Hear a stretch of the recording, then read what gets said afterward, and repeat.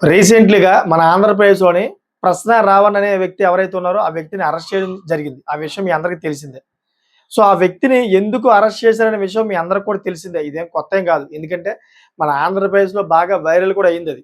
ఏదైతే ఏలూరు ఉందో, ఏలూరులో సభ పెట్టారు. ఆ సభలోని పవన్ కళ్యాణ్ గారిని ఆయన స్టైల్‌లో అయితే ఆయన అనడం వల్ల, ఆ తర్వాత గవర్నమెంట్ అతని మీద యాక్షన్ కూడా తీసుకుంది. ఇప్పుడు నేను రాజకీయ పరంగా అయితే చెప్పట్లేదు.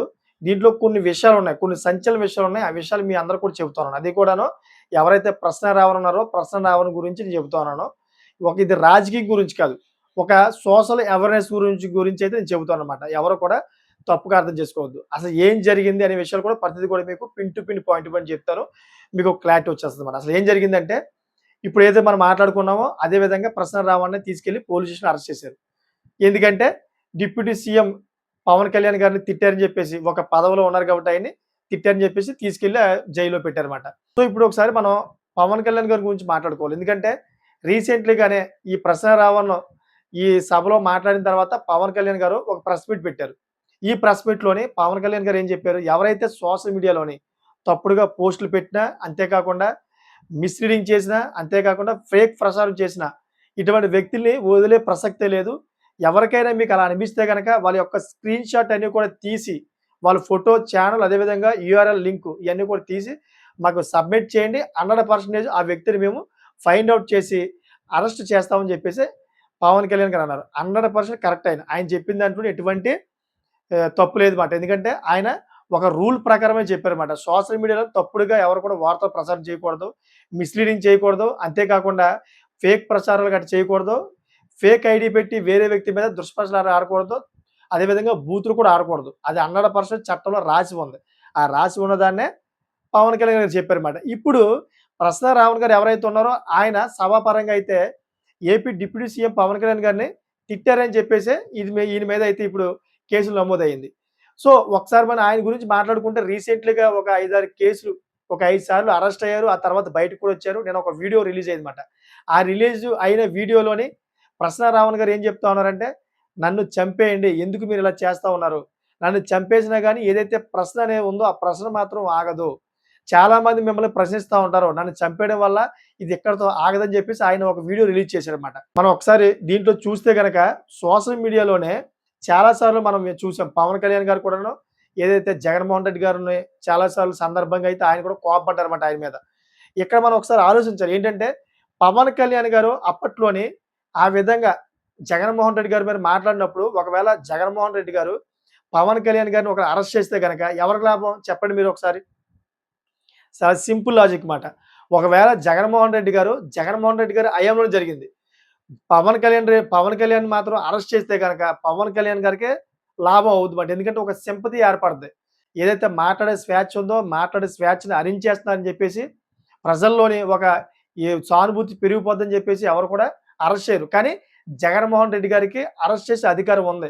సింపుల్‌గా అయితే పవన్ కళ్యాణ్ గారిని అరెస్ట్ చేయించొచ్చు. ఎందుకంటే అప్పట్లోనే జగన్మోహన్ రెడ్డి గారు సీఎం కాబట్టి. కానీ అరెస్ట్ చేసిన తర్వాత పరిణామాలు ఏవైతే ఉన్నాయో అయన్నీ కూడాను పవన్ కళ్యాణ్ గారికి పాజిటివ్ అవుద్ది. అందుకనే జగన్మోహన్ రెడ్డి గారు అప్పట్లో పట్టించుకోలా. ఎన్ని మాట్లాడినా గాని పవన్ కళ్యాణ్ గారిని అసలు ఏమి అనలేదు, టచ్ చేయలేదు.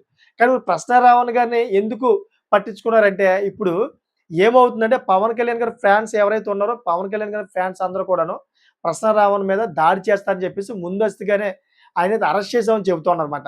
ఒకసారి మనం ఆలోచించాలన్నమాట. ఏంటంటే చాలా మందికి తెలీదు ఈ విషయాలు. సోషల్ మీడియాలోని ఒక వ్యక్తి గురించి మాట్లాడినప్పుడు, అది కూడాను ఒక బాధ్యత రహితమైన పదవిలో ఉన్న వ్యక్తిని గురించి మాట్లాడినప్పుడు, అంతేకాకుండా రాజ్యాంగబద్ధమైన పదవిలో ఉన్నటువంటి వ్యక్తి గురించి మాట్లాడినప్పుడు చాలా ఆలోచించి మాట్లాడాలి. 100% చెప్తానన్నమాట.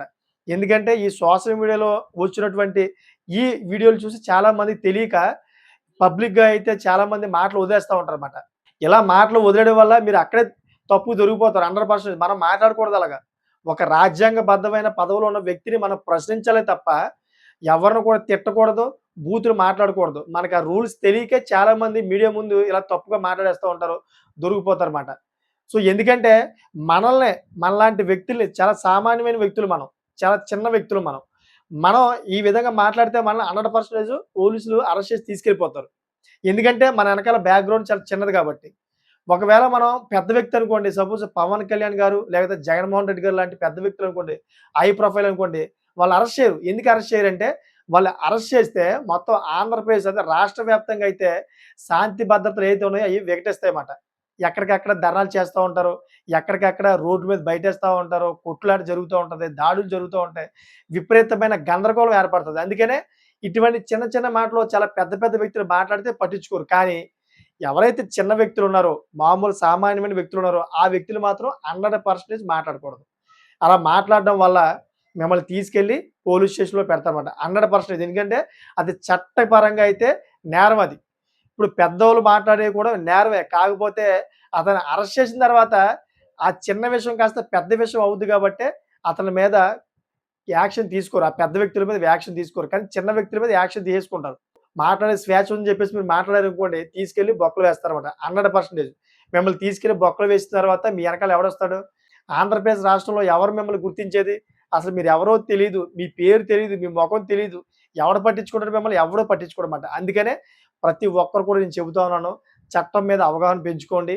సోషల్ మీడియాలో మీరు పోస్టులు పెట్టినప్పుడు అది కరెక్ట్‌దా? కాదా? ఆ పోస్ట్ పెట్టడం వల్ల మనం ఇరుక్కుంటామా? లేదా? అనే విధానం మీద ఒకసారి ఆలోచించి పెట్టండి.